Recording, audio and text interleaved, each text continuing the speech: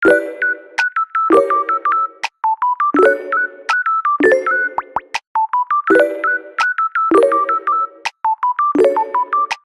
guys, we're back in Tokyo. Today we're gonna go to Shibuya Crossings. Andun na rin daw yata yung mga shops. So we will find out kung totoo. Yung hotel namin last night, today. Maliit lang siya, pero pwede na, di ba? Hindi masyadong the best, pero pwede na. At least may room, at least comfortable, at least maximize yung space. Maganda pa rin. Pero maganda pa rin. Pero compared lang sa mga spaces na, pinagstayan namin before, malalaki yung spaces ng previous hotels namin sa Kyoto, sa Osaka, tsaka sa yung first arrival sa Tokyo. So this one is the smallest. Pero sabi ko kay mami, ito yung talagang mas size ng mga hotel rooms sa Japan. At malaki pa nga to compared sa talagang normal nilang rooms. So walking lang kami to the train station. Look at the view. Yung sinasabi ni Ronnie. Favorite 7-Eleven.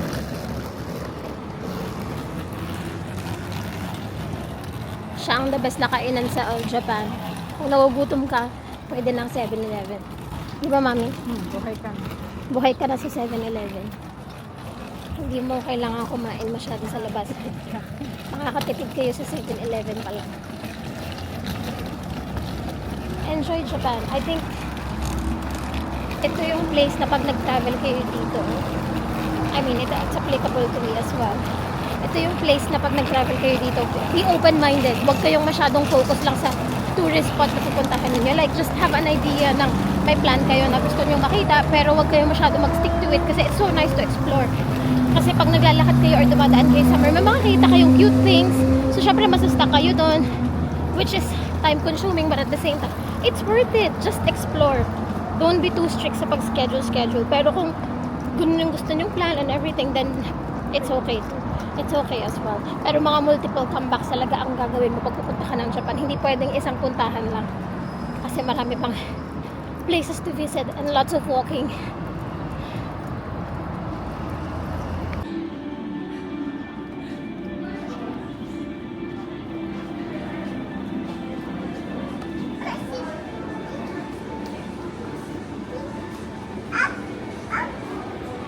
Want to try? You want to try this? Yes? Yes? Yay!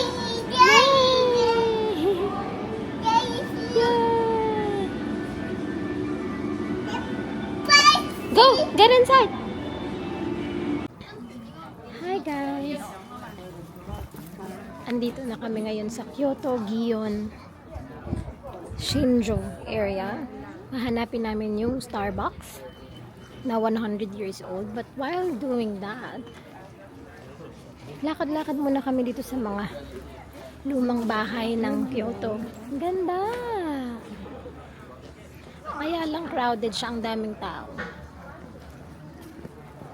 Pero not bad pa rin. Marami pa rin makikita. So, tsaka, Mommy, my car.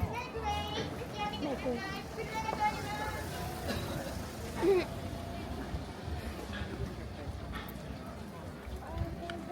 You're saying hello to people?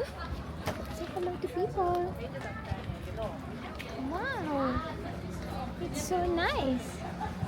So traditional. Actually, I thought we're gonna stay sa ganito.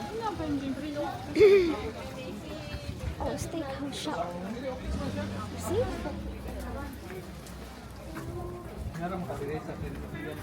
Mami, tignan mo. Ang ganda. So beautiful. But we're gonna walk back again and take photos.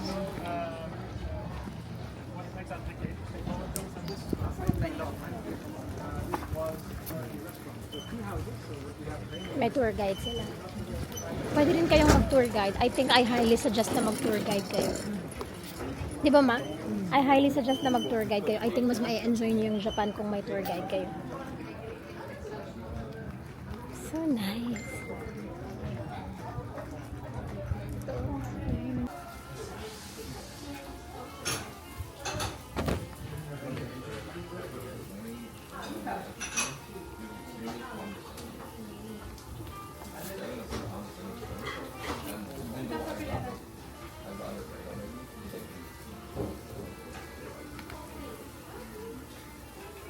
Ano to?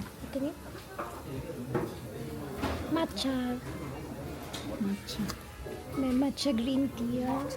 Looks so yummy. Dessert. Beer.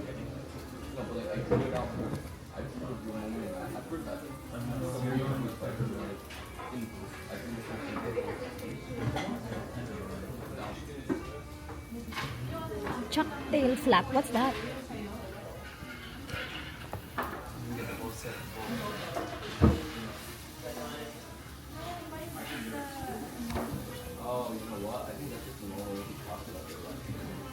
Wala.